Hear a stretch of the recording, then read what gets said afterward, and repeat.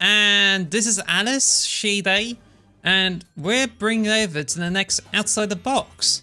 Now, despite we are the Xbox podcast, Super Mario is always a big thing, and now the Super Mario movie is out and has made lots of money at the box office.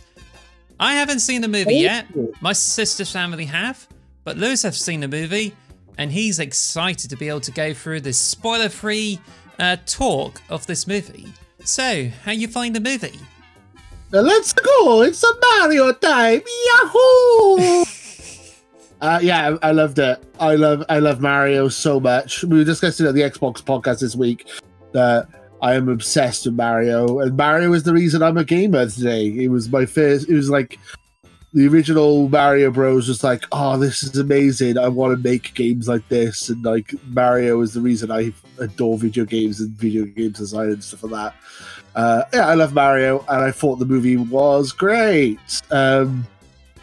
Critical reviews have been a bit down, but the fan response has been very positive. Yeah, and this is already making it one of the most underweighted movies of all time. I was going to say overweighted, but it's not. But it's definitely one of the most underweighted movies of all time, that even though it's been lambasted by critics, people loved it. My sister's family loved it, and you loved it too. I did, yeah. I'm a big man child. Bless you.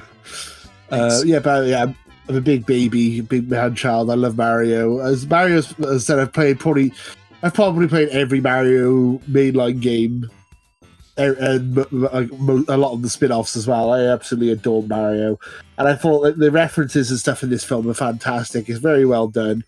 The main concern I had going into the film was Chris Pratt, and he does a great job, honestly. I was actually pleasantly surprised. I kind of forgot about Chris Pratt, like that it was Chris Pratt, like halfway through. I just kind of just accepted it. It was weird. The plot was fun.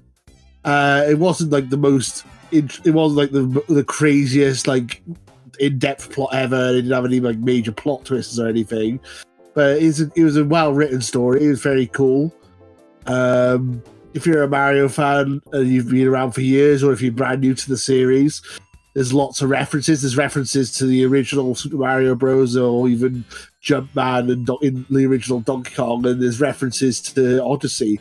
Like, it goes pretty much for the entirety of the Mario history, the whole 35 years of Mario. There's something for everyone who's a Mario. Even if you've only played one Mario game, there's still plenty to get from this film for sure as a fan.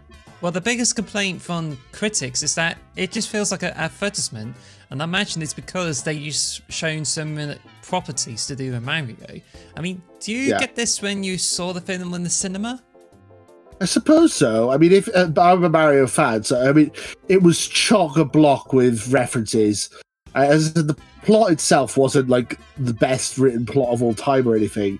But as a Mario fan, I appreciated like every 10 seconds. It's like, oh, there's another reference. Oh, there's another reference. There's like lots of like if you, as I said, if you've played any Mario game over the last 35 years, you're gonna get something from this film when it comes to like references and stuff. And I thought the plot was decent. I mean, it's a kids' film. It's not like the most, as I said, it's not the most complicated plot ever. But I think this plot is decent and is well written. And I think it's up there now with the video game movies of all time. Well, you said about references, and I think at the beginning there may have been references to much older games. Like, I don't want to spoil anything, but I think it just mentions like arcade games and earlier SNES, NES games and bits like that, which I think it's been referenced like when Mario's in a city. I mean, do you get a lot of those references there? Oh yes, there's so many references. As I said, there's so many references. I don't want to spoil it for people who haven't seen the film. I mean, I'll maybe reference a couple of minor things, but like for example, at the beginning of the film, they're in a pizzeria, and the pizzeria is called the Punch Out Pizzeria, and on the wall is all pictures from the characters from Punch Out. So it's like there's little references. Yeah, there's loads of Nintendo references. It's not just the Mario references. There's Nintendo references everywhere as well. And like, that would explain like references, and there's Star Fox references. There's loads. Yeah. I think it does seem to vindicate a lot of critics' complaints. And I thought just fussing about Mario references, but now it's just like referencing all things Nintendo. And it just seems like they're thinking as if, oh, they're advertising all this stuff. But it just reminds me of this whole thing with, you know, the Transformers movie in 1986? It was literally a huge advertisement of their new line of toys. And they chucked loads of ideas at it. Which I imagine the critics are like thinking this is not a fully formed movie and thinking it was a feature-length advertisement. But I still enjoy it. Lots of people enjoy it. And it has so many cool ideas into the Transformers thing, along with a great soundtrack. And I feel that the Super Mario Brothers movie, it kind of follows up on that legacy by being like a place with all those Nintendo references, which eventually becomes like a really huge film, and is also underweighted by critics as well.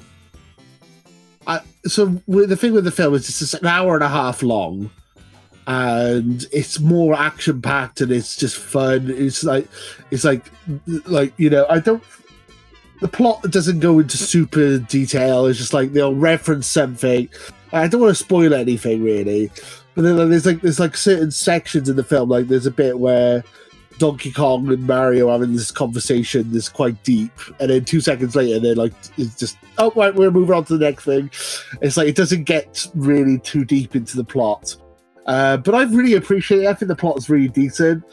I mean, this isn't really a major spoiler because if you've watched any of the trailers, you would know that basically, like, Luigi being the character that needs to be rescued instead of Princess Peach. I think that's a nice modernization of it, because obviously Princess Peach's character in the original in the Mario games is like, oh Mario, save me Mario, I'll make you cake Mario. And that's all Princess Peach is known for in the games, isn't it? She's just basically something for Mario to save, whereas in the film she is a bit more of a rounded character and actually has a bit more of a personality and stuff, whereas Luigi is having the worst time ever. He's having a bad time. If you watched any of the trailers, you would know that. So I don't think that's a major spoiler. I even saw a clip where that Princess Peach is like going through the obstacle course, and they like got all the skills that she manages to go through the course, even uses her own abilities to get to the goalpost. And I think this is something that Mario's like struggled to be able to beat the obstacle course of ease. Yeah, I mean, that is in the plot, yeah, so don't want to go into too much detail, but yeah, obviously, if you've played Super Mario Bros. 2, which was, I forgot what the original game was called now, Donkey something. Donkey Panic? Panic, I think it was, yeah, which is Super Mario Bros. 2 in America. Also known as Super Mario Brothers USA. USA, yeah, or if you've played Super Mario Bros. 3D World, you can play as Princess Peach, and she's a playable character in those games, and she is one of the better characters because she can float and stuff. So you know, Princess Peach can hold her own, even though in most games she is just a MacGuffin. She's just she is the plot point, isn't it? No, but yeah, I feel like they've done a much better job with Princess Peach in this film than they did with. Luigi's my favorite character though, which is kind of, I feel like he kind of gets he's having a bad time, Luigi, and he's my favorite character. So you know, but I do like that it's more about brotherly love and like, you know, these two brothers who like they're best friends and they care about each other and stuff. And I think that's more important than like this love interest thing that, you know, in the games. Like, I feel like I like the plot more than he's saving Luigi because he's his brother and he loves his brother, more than he's saving Princess Peach so he can get a cake, which is like the plot of most Mario games. So I'll make you a nice cake, Mario. So thanks, Princess Peach. I appreciate the cake. Yeah.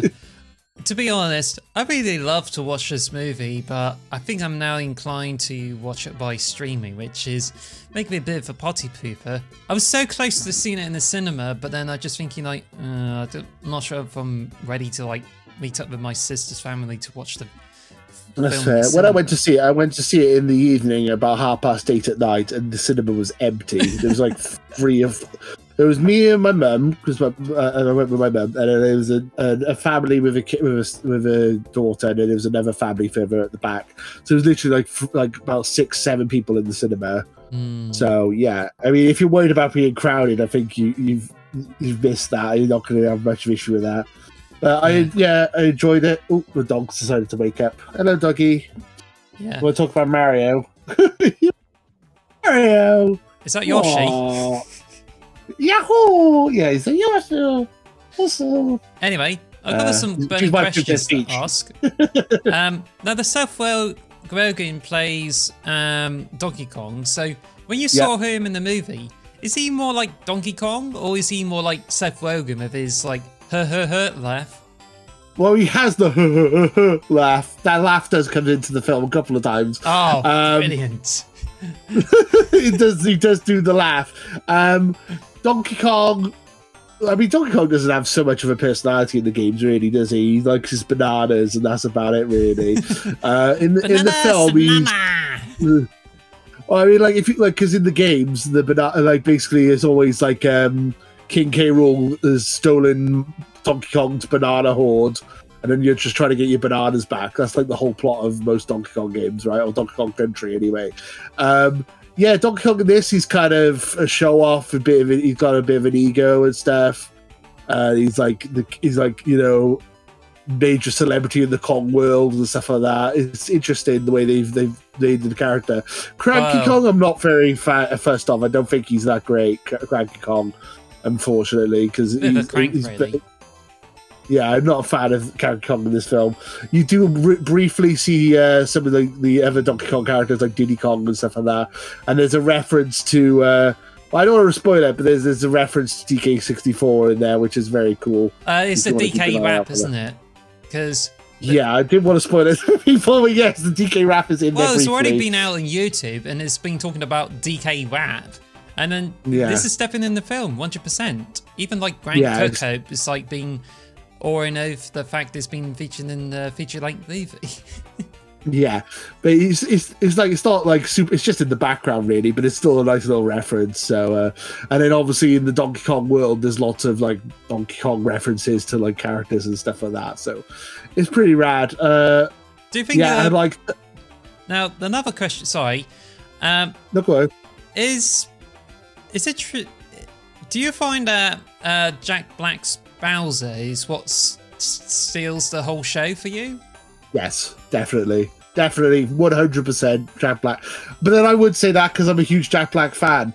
I've always said Jack Black's like my favorite person in the whole world. If like like they always go like, if you had a dinner party, who would you invite? Jack Black's always top of my list. He's like my favorite person. I love Jack Black so much. I love Tenacious D's like one of my favorite bands. And I love like most of his films I've watched like 1,000 times. But yeah, Jack Black I think is absolutely incredible in this film. He really does steal the show, especially like with the song Peaches, which is now on YouTube. He has his own little love song for Princess Peach, which is brilliant. It's now everywhere now. If you haven't seen the movie, too bad. You're going to end up listening to Peaches. And now he's being considered for the nomination at the Oscars for Best Song. I hope so. I hope it gets it as well. It won't, because the Oscars are snobs, but it deserves to win an Oscar for Best Film, I think. Yes. The best song in the musical. Like I think it's a fantastic film, a fantastic song from a fantastic film. Does he sing any other songs in the film though? No, he sings Peaches twice in the film, once at the beginning, once at the end, but there's no other songs, unfortunately. But yeah, Jack Black does steal the show. He's fantastic. He embodies Bowser quite well in it, and I'm like, yeah, I love it. He's so good as Bowser, and yeah, I mean, I almost feel kind of bad for Bowser in a way in the film. That's how good of a job he's done. Like I kind of feel sorry for him a little bit in parts, when you look at his like story and stuff. Yeah, he kind of comes across as a sympathetic villain in places. Yeah, that's obviously you obviously root for Mario, but for a kid's film, he's quite a deep character for a baddie, to be honest. Yeah, and that's a good thing, because I think recently now that when it comes to like kid-friendly productions, quite often in the villain, it just often turns into more complex, sympathetic, well, relatable characters. And the way you explained about Bowser is just like, yeah, this actually is very promising for the film. And that's even coming from someone who hasn't like yet seen the film. But I think what's really impressive is that you don't immediately know if it's Jack Black, because he already does a deepened voice for him, and he really pulled that off. And that's what I've seen from clips and trailers. He's really done a good job. I think, as you said, Jack Black is the star of this film. I mean, I was saying this to you in the Xbox podcast earlier. It's like you said this if you told me 10 years ago there'd be a successful Mario movie and a successful Sonic movie, and Dr. Robotnik would be Jim Carrey and Bowser would be Jack Black, I would be like, I don't believe you. I don't believe you. That doesn't make any sense. How is that possible?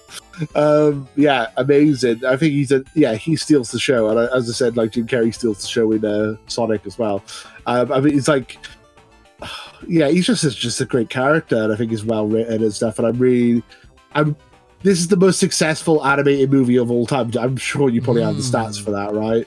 It's one of the most successful animated movies ever. So I imagine that there will be a sequel to this. I can't see it not getting a sequel.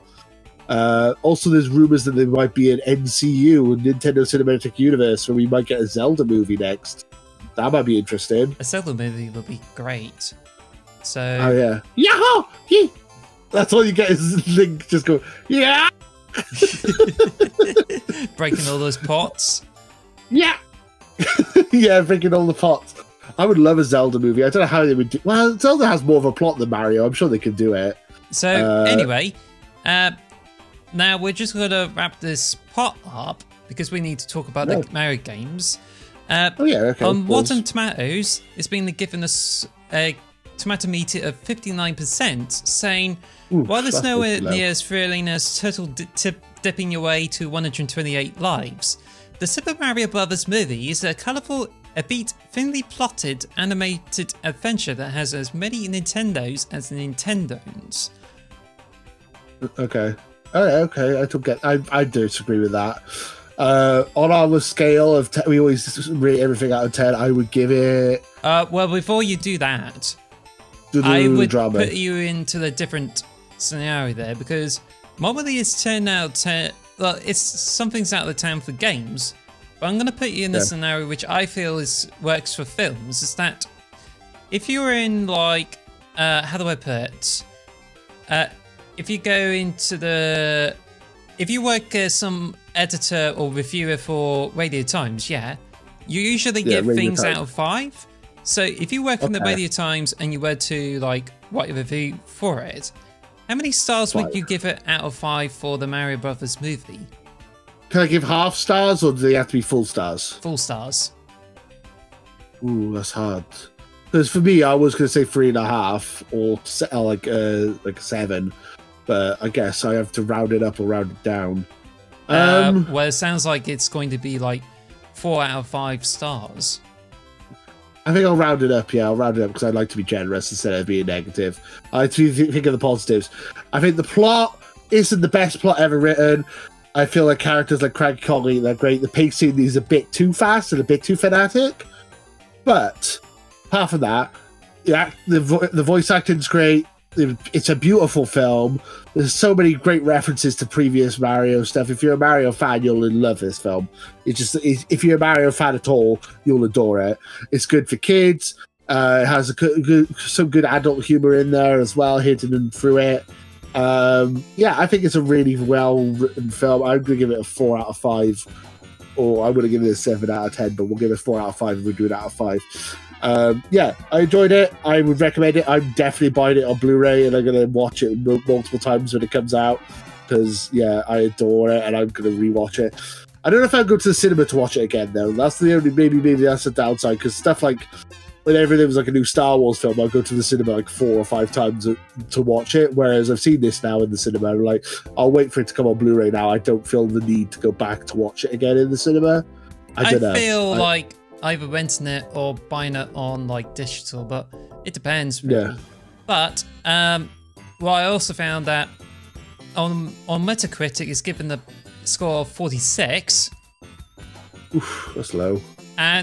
But the user scores, it's been like around in the 7 out of 10, and it's still the most popular movie on which is the International Movie Database, IMDb. But I think it's so it's pretty much definitely an underrated film, and I personally feel that like all the families do love it, and it's really fantastic. And as you compare to the RWBY and Justice League, because this is a film that released this week, guess what? Okay, yeah. It's got a international movie base rating of 5.1 out of 10, but it has no reviews over it, especially the straight to DVD release. So I suppose you would rather watch the Mario movie all day. Yes, definitely. What I was going to say is the Mario movie is the new gold standard of video game movies. I think it's up there. I think the original Sonic 1 and Sonic 2, Detective Pikachu. I like the Tetris movie, but is it really a video game movie? It's more of like it's about the making of the game. I think those Sonic 1, 2, Detective Pikachu, Mario, Tetris are the best video game movies. If you're in a video game mood, those are the best ones. Don't forget Angry Birds 2, because that's a huge film as well. I don't think it's very good. So no, I'm saying those are the 5 best ones, and then you go under that, and then you get stuff like the Assassin's Creed movie, Uncharted movie, Super Mario Brothers 1993. Super Mario Brothers 1993. There's a lot of bad super video game movies. I like Resident Evil, but I feel like this Mario movie is like Sam Raimi's Spider-Man 1 when it comes to the MCU and stuff. I feel like we're getting to the point now where we are going to get like an MCU and an NCU soon. People will say this is like Iron Man. I think we're not quite there yet. I don't think this is Iron Man if you compare it to movies. I think like superhero movies, I feel like they took their time to get good. And like you had like the occasional Batman and stuff, and then Sam Raimi's Spider-Man was like the first one to really make it like a trend that there were so many superhero movies. I think that's where we are at now. I'd say Super Mario Brothers the movie is like Sam Raimi's Spider-Man 1, and I'm sure we're gonna get a 2 and a 3, and I'm sure we're gonna get loads of other films after this now, which is gonna. I think the genre is going to explode now after this. For sure. Anyway, as we now need to wrap it up, the people have watched the movie and they'll be interested to play Mario games. My sister's family came over to see it. My sister hasn't played loads of games, but she knows that children, my nephew and niece, are interested to try out Mario, which I didn't have the chance to let them play Mario games. It's not all set up. But I think we just need to go through the recommendations on where to start with the Mario games. Do you have any recommendations on where people should start playing Mario in their lives? That's a hard choice. That's really difficult. So to start, I mean, my favorite. So we're going to say my favorite. So my favorite Mario game of all time, Super Mario 64 and Super Mario Bros. 3. Those are my 2 favorites. I would say probably the best place to start is you get the Switch. You get Switch Online, so you can get into play all the old games. So I guess like Super Mario Bros. 1, Super Mario Bros. 3 will probably be the best choices. Or Super Mario World. Super Mario World still holds up fantastically. But if you want to get like a new modern one, I would say Odyssey's great. I would say New Super Mario Bros. What's it called? 3D World's pretty good as well. You want to get him into that. And if you feel like 3D might be a bit too much for me, they want to get to 2D, I would say Mario Maker or like New Super Mario Bros. U Deluxe is also a good one as well to get into the new Mario series if they have a Switch. And obviously the obvious answer as well, obviously, is Mario Kart 8, which is the most successful Mario game of all time, which is hilarious. It's not even it's a spin-off, but it's It just gets a bit more complicated because not only you have platforming games, you also got racing games like Mario Kart, you've got Mario Golf, Mario Tennis, There's so much options out there. Yeah. So if you find something you're interested in, I'm sure there's a Mario version of it that you can try out. I mean, if you're a big football fan, you can try Strikers. If you're a big golf fan, you can play golf. You can play Aces if you're a big tennis fan. The Switch, I was saying this on the Xbox podcast, the Switch apparently has 67 Mario games on it. So you can play, there's RPGs, there's races, there's all sorts. My recommendations, as I said, would be go on the virtual arcade and play Super Mario Bros. 1 or 3 or World if you want to go for a 2D one, or if you want to go a bit more modern, go for Odyssey or 3D World / Bowser's Fury. I think those are the best options for you, for sure. Or Mario Kart if you want to do a racing game. My nephews love Mario Kart, so that's their go-to. I need to butt in because we're already like going for a long run time. And to me, my feeling is that I need to be very concise when it comes to choices. First of all, I really do enjoy playing Super Mario Land 2 because it takes the simplicities of the Super Mario and puts it into a more portable adventure. And I think like the Game Boy offerings are just like really fantastic, so I might be a little bit biased. But I would certainly say that... Good off the fact... Well, sorry. I was just going off the Switch, basically, because that's obviously the most modern console. But if you had a DS or a Game Boy, then obviously there's other options out there for you. Well, yeah, exactly. But I think to me that you can't really beat the retro offerings. And I think it's really perfect if you get people to play the original Super Mario Brothers, or if you want to have saving progress, you do Super Mario Brothers 3. But you can get all of this in Super Mario All-Stars, which, if I were to pick one game, this would be it. And thankfully, you can play it on the Nintendo Switch Online, which is really fantastic. But then, I think if you really, if you really want to like go like hardcore into learning about Mario, check out Donkey Kong, which is the first game with Mario and Donkey Kong in it, and the mechanics are certainly there, which packs in so much challenge. It's not huge, but it's certainly like gives you a huge gist of what it is. But I think people would most likely play the original Mario games, and I feel this is where I recommend that. However, as in a modern game, I would definitely say that Mario Maker 2 on the Switch is a modern choice, because not only you have this Super Mario gameplay, but it also comes to the editor too, which is really fantastic for kids to learn about gameplay of games as well. So yeah, and also you could put the kid down on easy mode, and literally it's like impossible to die on easy mode. I've got 1,000 levels without dying on there, so and it's still going. I was also going to mention, it sounds like a bit of a cop-out answer to say, what Mario game do you recommend? I know, All-Stars, all the Mario games. It's like saying, what's the best Halo game? Master Chief Collection. A little bit of a cop-out answer, but no, I agree with you. I agree with you, All-Stars is fantastic. Don't play the Lost Levels or Super Mario Bros. Japan, Super Mario Bros. 2 Japan, straight away. I would recommend playing that when you've got a bit more into the games, because that game is brutally hard. That's the whole point of it. So don't jump into that. Play that last. I recommend playing that last. But yeah, Super Mario Bros. 1 or 3 or World, I would say the classic ones are the best ones to play. Just not the Lost Levels, because that's more likely to traumatize your children and give them it'll put you off Mario for life. But Super Mario Brothers The Lost Levels is so difficult, it could actually unhinge the balance of your mind. Aren't you that talentless celebrity women find repellent? See what I mean? It's completely tonto. It's like a Kaizo Mario, Super Mario Bros. 2. It's really bad. Yeah. The American version is not really a Mario game, so don't play that either, even though it's decent. I would say 1 or 3 or World, and those are the best classic ones. And then Odyssey is the best modern one. Maybe play the free. They also got the 3D All-Star Collection, which 64 is my favorite. Galaxy's pretty cool, and Sunshine it's alright.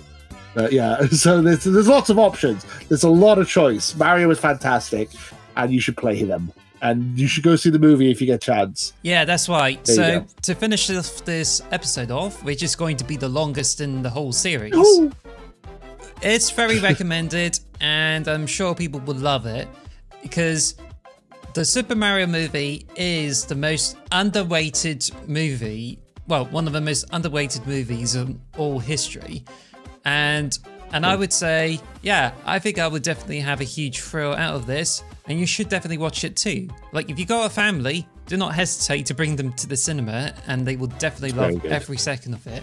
Even my sister's family, nieces and nephews, even have their favourite moments from it, and it just shows, like, this is definitely worth more than, like, 60%. Oh, it's definitely worth it, yeah. I forgot to also mention Toad, Captain Toad. I don't know if he's called Captain Toad, but he's just called Toad. Captain Toad is fantastic in that film. He's really funny, and he's one of my favourite characters. And playing Captain Toad Treasure Tracker is also a really good game. It's more like a puzzle game than a Mario game, but that's also another option for you as well. I just thought I'd mention that briefly because I realised I didn't mention him at all. He's a great character. Anyway, one of the best characters in the film. We already gone for over like 13 minutes of this, and we've been talking about it so much that we just really love the movie, and it's so good. Yeah. So it's pretty much enough to prove it this one, because we were originally going to talk about our favourite Mario games, but even without knowing still do at some point. Without actually, even without stating the spoilers, it's still really a good review, and I'm sure people will definitely find enough reason to check out the film. So it's still currently in cinemas, that if you were to watch it, then check it out. Otherwise, you could wait for it to come to streaming, but I'm sure you would definitely don't regret on watching it, so it will be quite good. Also, make sure if you want a spoiler review, leave a comment below, and once Alice has finally got around to watching it, we will maybe do a spoiler review if you're interested. If you're not interested, then that's fair enough. But if you are interested, let us know in the comments. We really appreciate that. Cool. And subscribe and all that jazz. Great, so thank you so much for listening to this Out of the Box. I'm sure it's a really thorough episode with lots of information. So until then, it's me, Alice, and... It's a me, Potato! Let's go! Until then, bye! Ow, ow, ow. Thank you for listening to the X Marks the Box podcast. Follow us at X Marks Box on Twitter or X Marks the Box on YouTube. And follow us on all audio podcast services. Thanks for listening.